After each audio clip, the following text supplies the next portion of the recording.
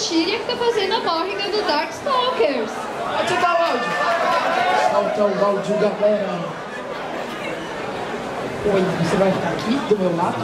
Você não vai me roubar, né? Está medindo esforços para destruir, trazer a odiosa luz para o Darkstalker? Deve ser um insulto. Não fugirei do meu castelo e muito menos vou me esconder. Que admirável, eu também odeio me esconder. Silêncio.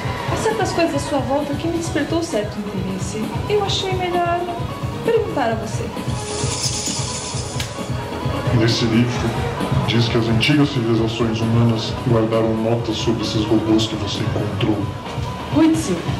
Parece que esse é o nome dado a eles pelos antigos humanos. Foi uma era em que grupos hostis lutavam entre si por supremacia. Uma clara e sangrenta era. Mas muitos dos registros desses grupos desapareceram repentinamente. Quando uma civilização alcança o ápice do seu crescimento, os Huitsils aparecem acionados de certa hora, como se fossem bombas relógio. Certa civilização estava no meio de sua grandeza quando foi destruída. Os Huitsils destruíram sua civilização. Isso seria um anúncio do fim da civilização? Qual o dever desses robôs? Meus parabéns!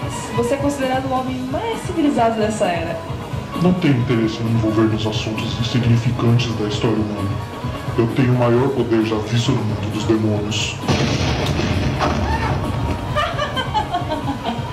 Tome cuidado para não subestimar o mundo dos demônios. O seu nome também pode desaparecer dos livros de história desse mundo.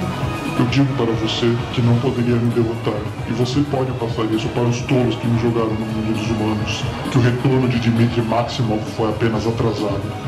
Mas quando retornar, o terror irá durar por longo tempo. Então assim será feito. Ó futuro rei do mundo dos demônios. Boa sorte.